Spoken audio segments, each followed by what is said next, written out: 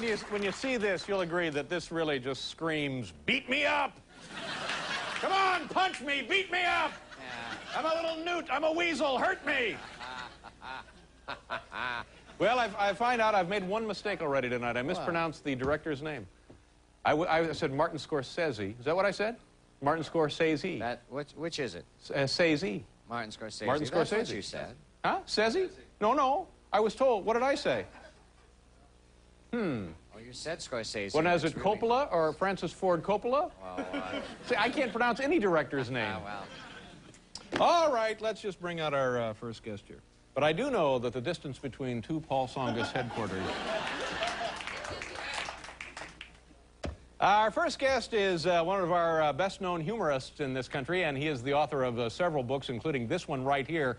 And as you can see, the title of this is Camels Are Easy, Comedy's Hard. Ladies and gentlemen, please welcome back to the program, Roy Blount Jr. Roy!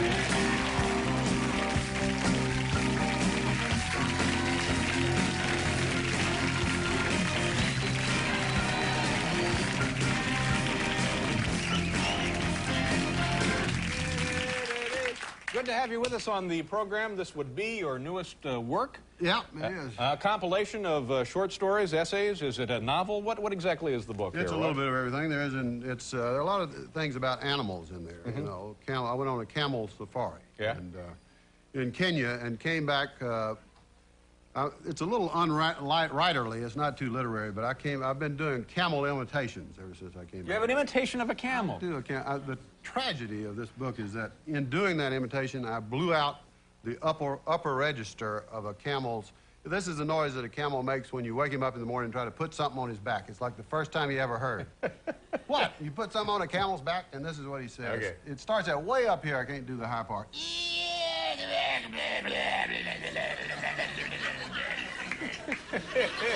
Well,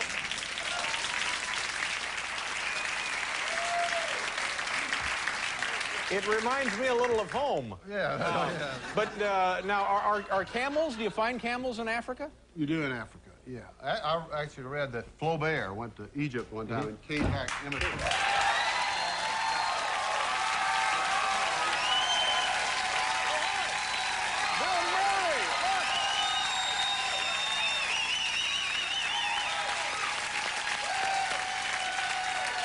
Have a seat there. You know Roy Blount Jr., Bill Murray? Well, I know your work. Well, thank you, Bill. That's why I came. I'm sorry. This is the darndest thing. Yeah. I was down the hall. I was reading. I was auditioning for Another World, and I saw on one of the monitors that you were on the show, and I'm huge fan of your stuff, and I happen to have I had a copy with me that I've been carrying around reading, and it's great. Yeah, that's terrific. Do you want him to sign it or anything? I mean, I got a pen. Yeah, here all I have is a pencil, Bill. I'm sorry. Where did you come up with the title? Oh, you know, Camels Are Easy and Comedy is Hard, because that hits me right in the gut. Well, you can relate to that, I guess, huh? Yeah. You don't want me to do it in pencil. I was just telling about the camels. Did you hear the imitation he did? There's a thing in here that you do an impression of a camel. Would you do it for everybody? Yeah. It's really good. I'll do the bottom part. As I told him, I can't do the upper part, but I can do the lower. It's good. I'll just start with the lower part.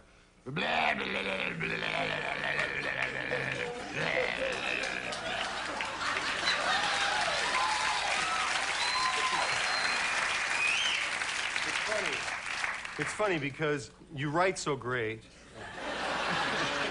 I can spell that, too. I spelled in here. You know, because in there, you don't know what it's going to sound like. And it sounds like... Do you write, David? Yeah, I've done a little writing here. Personal correspondence, mostly. Yeah. You should. Should I write?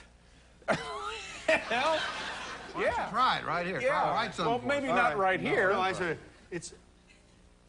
Writing is challenging. It's a challenging field. Yeah? I mean, right now, how do you learn it? I mean, what's the deal? Well, you got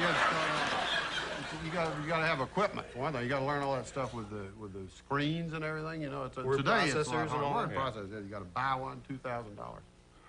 I mean, So there's the you can down. You afford it, gotta. you can get into that. It's not easy to access. You mean you gotta get in with a lot of money? Yeah, I wouldn't get started unless, I mean, a guy in your position, a guy of your magnitude could get a machine. Sure. Yeah. I mean, you probably I get could a friend borrow with one. it. Yeah. Yeah. You can use mine. Just come over anytime. I've been on television lately. But I think unless you're really sure you're serious about it, just get some loaner stuff, you know? Well, but Before you make that investment. if I borrowed yours, it probably knows how to do a lot of the writing already, right? It does. A lot of it's programmed like this. It does all the capitalizing and everything. I mean, but the funny part, that's from right here. I mean, you can't Yeah. do that with a You can't machine. really teach it. You No. got to feel it. You either It's a have it or you don't. A God-given gift. Yeah, it's like hitting the curveball. You can either Yeah. hit it or you can't hit it. It's like speed, velocity. All right, here's one for you. You're talking about Big David. Yeah, I'm sorry, Bill. Am I? No, don't. Am I asking the same questions you're going to ask?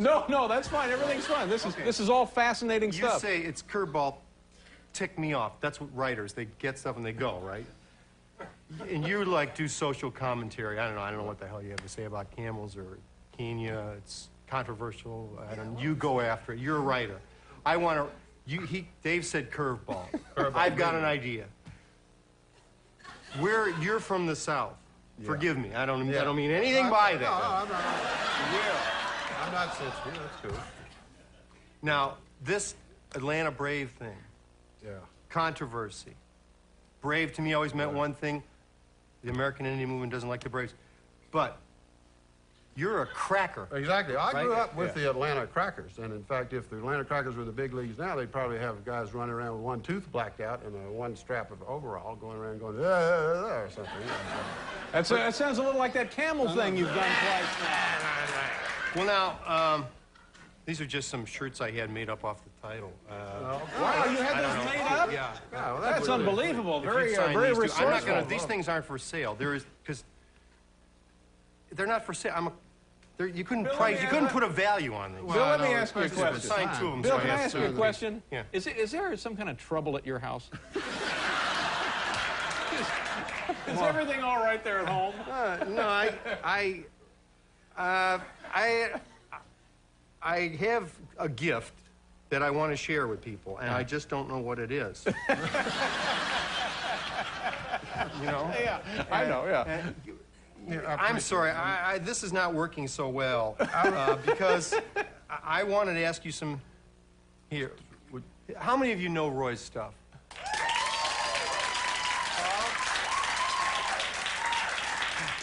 I don't know it as well as I'd like to get to know it. True of a lot of Do you read? Yeah, I've been known to read, yeah. Just a second. Sure. Yeah. Read this now? It's called Everything's fine, don't worry. On Science. We can edit a lot of this out. Roy Blount. That's right by. If Paul doctors know a disease so well, how come they never catch it? They're the ones who always tell, when you itch, don't scratch it. Yeah. Yeah.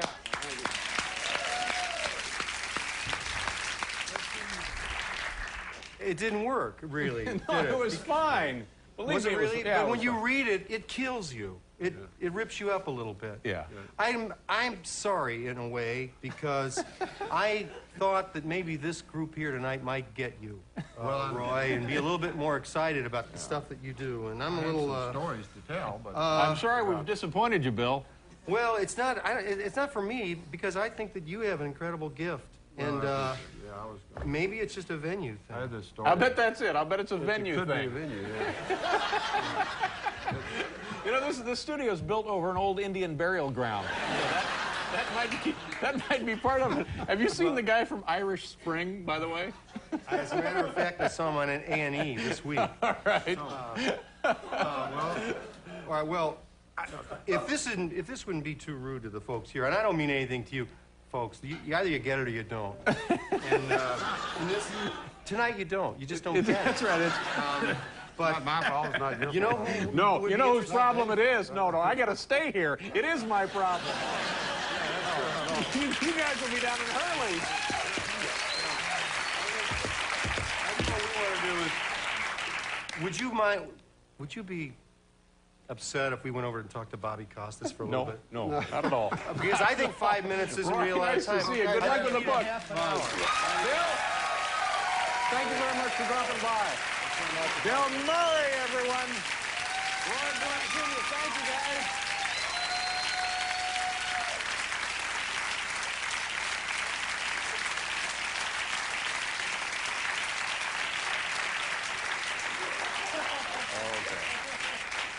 We'll continue with Evening at the Improv right after you folks take a look at this.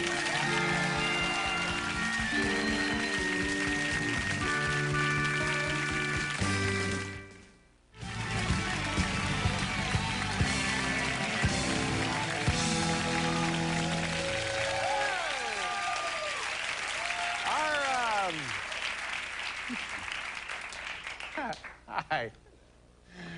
Couldn't you get a cab? Our,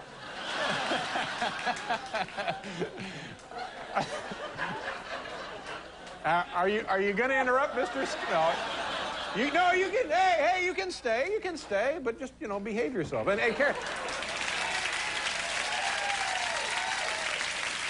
careful. I don't think that cable is UL approved, so be very careful.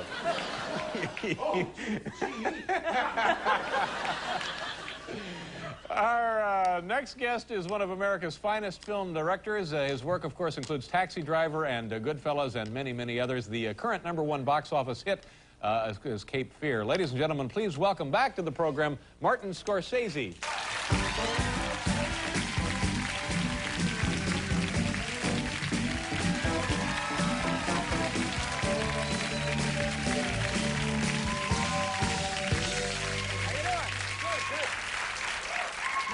Congratulations on the Cape Fear. This thing is really, really very exciting now, isn't it? Yeah, I know. It's amazing. Yeah, doing amazing. Great business for Absolutely, you. yeah.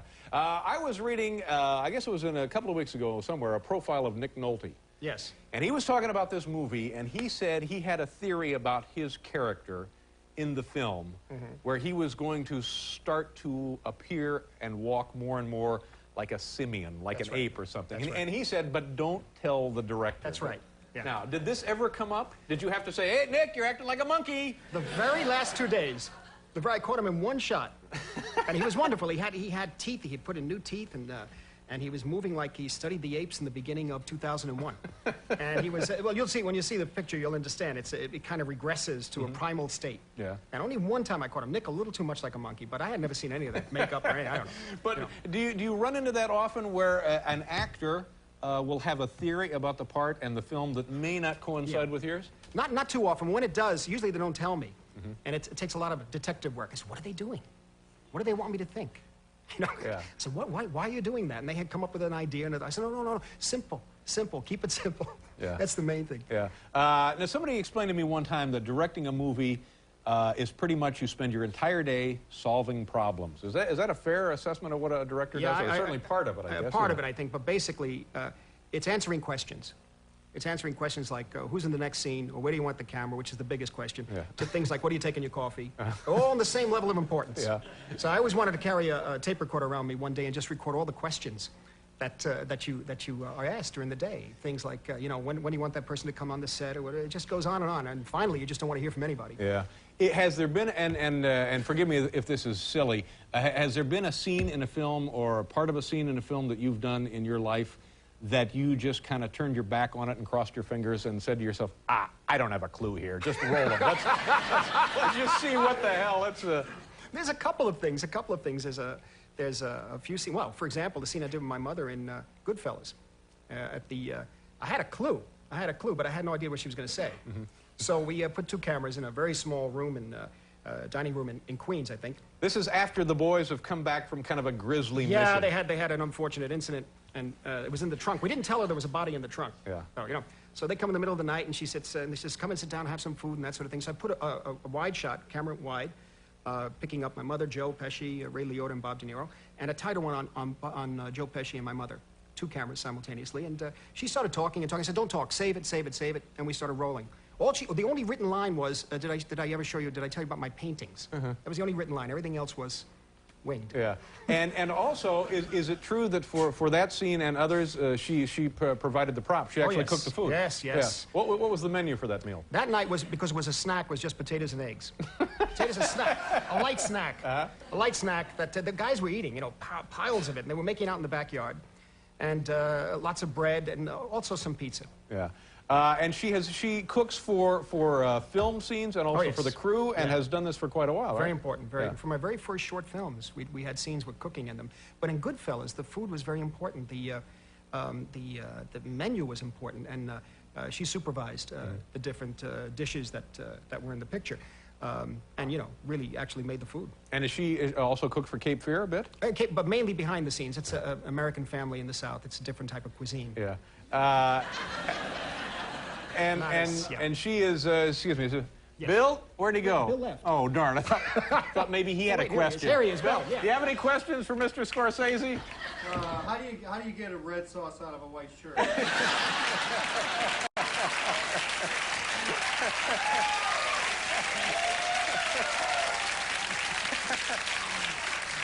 Why, you punk? Don't make me come over there. I tell you what, your mother is here. Yes, she is. And I'm told that she is prepared to show us how she makes pizza that is a favorite with you and also... De Niro and a number of people. Okay, Yeah. we'll do a commercial and then we'll bring your mother out right after that. We'll be right back.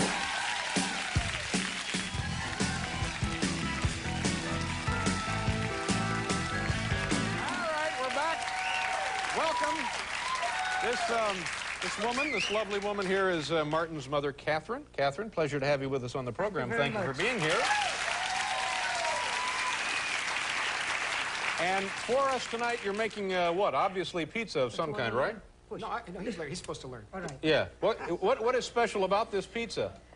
Well, it's made by hand. All That's right. why it's special. Now, do you make the dough? Do you start from scratch? I start from scratch. That's right. Now I'll put this on. All right. What do I put on? No, yeah, I'll show you how to put this on. Just All right. let me put this all over. What kind of a boy was Martin at home? Oh, Martin was a gem. Yeah? Always has been. Very good boy. Do you enjoy being in the films? Well, I have to be in the films, otherwise he threatens me. Threatening. And have there been films that you see and you think, and you have suggestions and you tell him about change this or do that differently? Well, he says to me, if it's good, I'll leave it in. If not, it gets out. Yeah. That's it. And what do you think of Cape Fear? Did it scare your shorts off? No.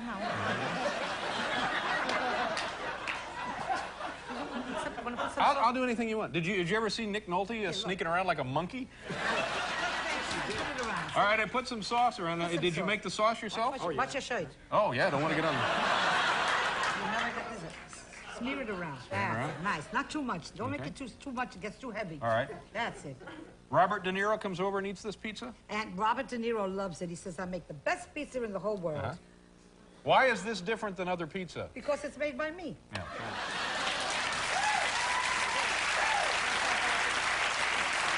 Now what do we do here? So, all right, we have the dough, we have the cheese, we have the sauce. Now, wait a Explain minute. that the mozzarella goes under the sauce. Yeah. Will you leave her alone? It's a whole secret of I'm it. sorry, I'm a little jumpy tonight with that Murray thing. It's got me, my nerves are Put shot. the dough first, and then you put the mozzarella on All right. top so it stays in place. Okay. Now, listen. I'll leave this over here. All right. I'll put this. Some cheese. Cheese. Can I sprinkle that on there? You could just sprinkle on with the... What sort of table manners does Robert De Niro have? Does he eat in his he's a good T-shirt? boy. No, he comes dressed up in clothes. What's the matter with you?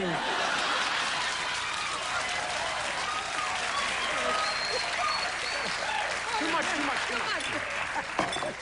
I don't know what's the matter with me.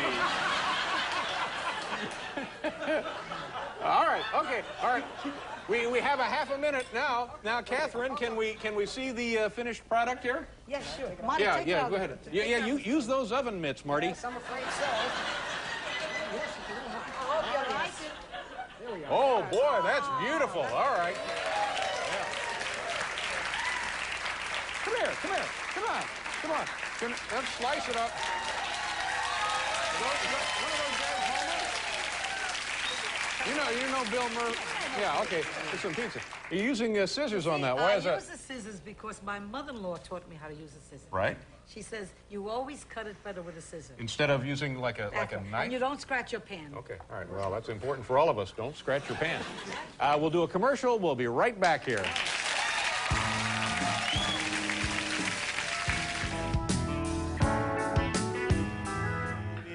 Okay. Katherine, thank you very much. It was very nice of you to come here and make this pizza for us. And congratulations on Cape Fear. Thank you very Yes. much. I'm so happy. We have to go, folks. Have a lovely weekend. Thanks for being here. Good night, everybody.